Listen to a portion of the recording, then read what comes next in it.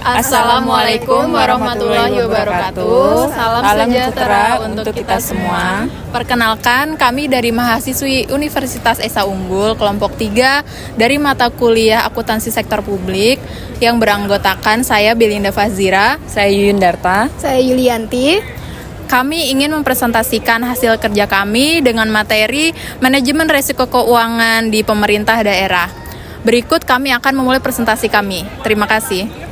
Pengelolaan keuangan daerah merupakan suatu bagian dari sistem pengelolaan keuangan negara dan melalui elemen kunci dalam penyelenggaraan pemerintah di daerah melalui tata kelola pemerintah yang efektif dan efisien. Pengelolaan keuangan daerah dapat memenuhi pilar utama yaitu transparansi dan akuntabilitas. Sistem otonomi keuangan daerah menuntut pemerintah daerah meningkatkan kapasibilitas serta efisiensi dan efektivitasnya dalam menjalankan roda pemerintahan. Namun kenyataannya banyak pemerintah daerah yang belum menjalankan fungsi dan penerapan secara efektif dan efisien, terutama dalam sistem pengelolaan keuangan daerah. Peraturan dan kebijakan yang telah ditertibkan oleh pusat maupun daerah sendiri juga tidak menjamin semua permasalahan dapat teratasi sehingga harus dilakukan reformasi sektor publik yang mampu menciptakan good governance dan clean governance. Menurut Suwanda dalam bukunya Good Governance, pengelolaan keuangan daerah, fakta yang terjadi di lapangan mengenai pola pembiayaan pusat ke daerah setelah diperlakukannya otonomi daerah yaitu 1. Pelimpahan keuangan dari pusat ke daerah dalam rangka pengelolaan keuangan baru mencapai taraf pemenuhi kebutuhan operasional khususnya gaji pegawai. 2. Secara relatif kemampuan pemerintah daerah untuk membiayai daerah tidak mengalami perbaikan dengan diperlakukannya otonomi daerah. Bahkan tidak sedikit daerah yang justru mengalami penurunan.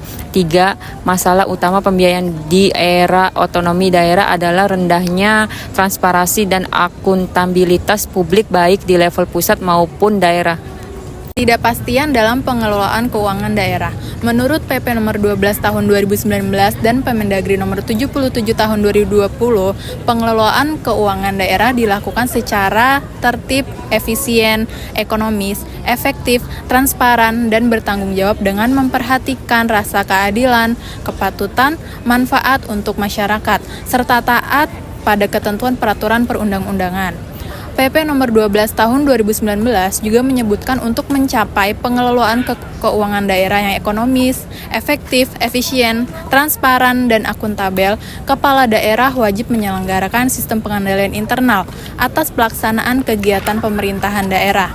Namun, dalam proses manajemen pengelolaan keuangan, pemerintah daerah menghadapi berbagai ketidakpastian yang akan mempengaruhi kekuatan dalam pencapaian target anggaran. Di banyak negara, pemerintah daerah bertanggung jawab untuk memberikan pelayanan kepada publik. Oleh karena itu, kesehatan keuangan pemerintah daerah merupakan bagian yang sangat penting dari keseluruhan sistem keuangan negara. Salah satu ketidakpastian itu disebabkan pemerintah daerah sering memiliki informasi yang terbatas mengenai kesehatan keuangannya serta bagaimana mengukur kegiatan manajemen dan kemungkinan resiko yang dihadapi dengan cara yang tepat dan reliable. Untuk melihat kemampuan daerah dalam menjalankan otonomi daerah, salah satunya dapat diukur melalui pengendalian keuangan daerah. Dari Sari tahun 2012 meneliti tentang pengaruh SPIP terhadap transparansi laporan keuangan pemerintah daerah. Terdapat hubungan yang signifikan antara pengendalian internal dan transparansi laporan keuangan pemerintah daerah dengan arah hubungan positif. Evaluasi kinerja versus kualitas pengelolaan keuangan daerah. Buruknya pengelolaan keuangan daerah di Indonesia juga dapat dilihat dari berbagai kasus tindak korupsi yang telah terjadi. Suatu daerah yang bebas dari korupsi merupakan tolak ukur keberhasilan pemerintah dalam suatu daerah. Penyalahgunaan dalam pengelolaan keuangan daerah sering terjadi dalam penyusunan anggaran, antara lain perilaku oportunistik legislatif untuk melakukan political corruption melalui realisasi discretionary power yang dimilikinya dalam penganggaran. Penyalahgunaan pengelolaan keuangan daerah juga banyak terjadi di level satuan kerja perangkat daerah. Oleh karena itu, kepala daerah harus mampu melakukan pemantauan dan evaluasi pelaksanaan pengelolaan anggaran daerah oleh SKPD. Harus dimiliki format laporan pemantauan dan evaluasi kinerja, bukan sekedar laporan penyerapan maupun penerimaan anggaran daerah saja. Penggunaan sistem informasi yang belum terintegrasi baik dengan pengelolaan aset maupun dengan bank persepsi juga membuka celah bagi pengelolaan keuangan yang buruk dan tidak transparan. Dari segi pelaporan dan pertanggungjawaban, minimnya pengungkapan item-item pengungkapan wajib sesuai standar akuntansi pemerintahan atau SAP dalam laporan keuangan pemerintah daerah juga merupakan salah satu risiko dalam sistem pengelolaan keuangan daerah. Akuntabilitas pengelolaan keuangan daerah adalah suatu bentuk pertanggungjawaban pemerintah daerah dalam mengelola kekayaan daerah serta keseluruhan kegiatan pemerintah daerah mulai dari perencanaan, pelaksanaan, penatausahaan, pelaporan, pertanggungjawaban sampai dengan pengawasan keuangan daerah. Output dari akuntabilitas pengelolaan keuangan daerah dapat berupa sistem akuntabilitas kinerja instansi pemerintah atau SAKIP yang merupakan hasil laporan yang memberikan penjelasan mengenai pencapaian kinerja pada suatu pemerintah daerah dalam waktu satu periode. Risiko-risiko dalam penatausahaan keuangan daerah. Perumusan strategi suatu organisasi seharusnya memperhatikan risiko yang mungkin timbul dan selanjutnya melakukan antisipasi penanganan risiko serta meminimalisasi potensi risiko yang akan terjadi. Beberapa risiko dalam pelaksanaan dan penatausahaan keuangan daerah antara lain perilaku oportunistik legalatif untuk melakukan korupsi politik melalui realisasi kekuasaan yang dimilikinya dalam penganggaran. Ketidaksesuaian RKAS KPD dengan renstra dan renja yang telah disusun oleh SKPD. Penggunaan sistem teknologi informasi yang belum terintegrasi baik dengan pengelolaan aset maupun dengan bank persepsi. Penyerapan anggaran yang tidak sesuai dengan DPA yang telah ditetapkan, serta minimnya pengungkapan item-item pengungkapan wajib sesuai standar akuntansi pemerintahan SAP dalam laporan keuangan pemerintahan daerah. Dengan melaksanakan manajemen risiko, diharapkan organisasi dapat melakukan tindakan-tindakan pencegahan dan penanganan terhadap risiko yang muncul. Manajemen risiko menjadi kebutuhan yang strategis dan menentukan perbaikan kinerja dari suatu organisasi. Bahkan memunculkan berbagai peluang bagi organisasi tersebut untuk mengoptimalkan organisasi penggunaan sumber daya yang dimiliki organisasi. Pengalokasian sumber daya didasarkan pada prioritas risiko yang dimulai dari risiko skala tertinggi. Manajemen risiko yang ada perlu dievaluasi secara periodik melalui kegiatan pengendalian. Dengan manajemen berbasis risiko, maka proses manajemen akan dilaksanakan dan mengevaluasi risiko apa yang mungkin terjadi dalam proses pengelolaan keuangan. Selanjutnya, ditanggulangi dengan menerapkan kontrol yang efektif. Perumusan strategi manajemen berbasis risiko. Pendekatan manajemen berbasis risiko merupakan alternatif untuk melakukan fungsi manajemen agar berjalan secara efektif dan efisien. Untuk mencapai pengelolaan keuangan daerah yang ekonomis, efektif, efisien, transparan, dan akuntabel, kepala daerah wajib menyelenggarakan sistem pengendalian internal atas pelaksanaan kegiatan pemerintahan daerah. Perumusan strategis suatu organisasi seharusnya memperhatikan risiko yang mungkin timbul dan selanjutnya melakukan antisipasi penanganan risiko serta meminimalisasikan potensi risiko yang akan terjadi sejak dari proses perencanaan anggaran sampai pada tahap pertanggungjawaban dari pelaporan keuangan.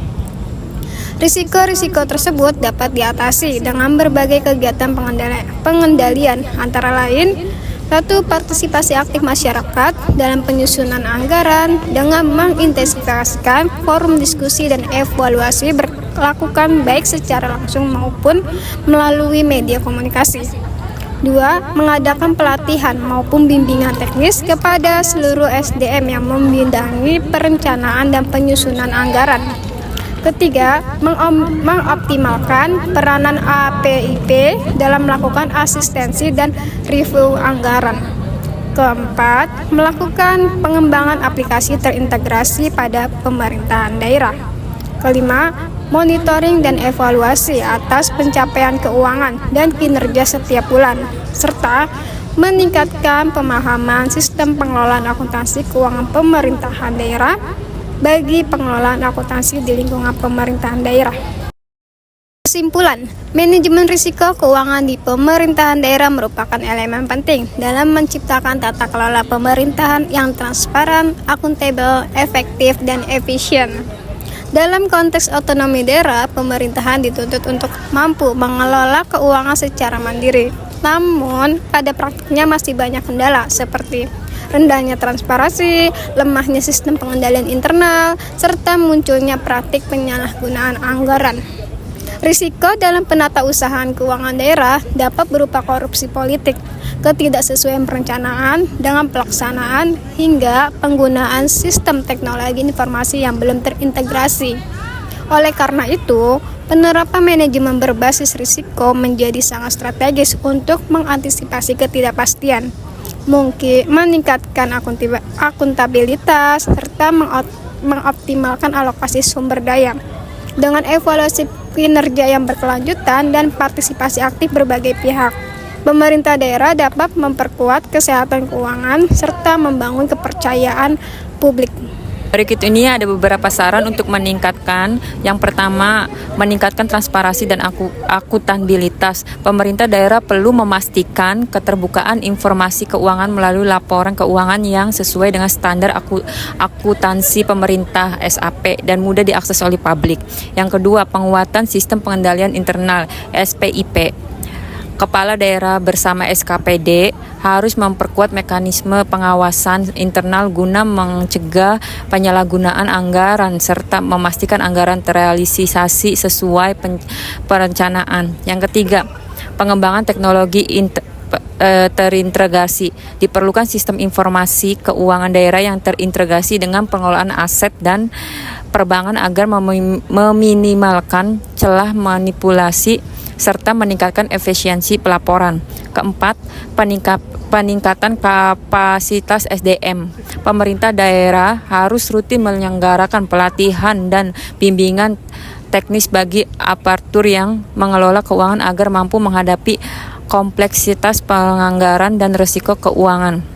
Kelima, mendorong partisipasi publik. Keterlibatan masyarakat dalam penyusunan, pengawasan, dan evaluasi anggaran harus diperluas baik melalui forum diskusi tatap muka maupun pemanfaatan media digital sebagai sarana komunikasi.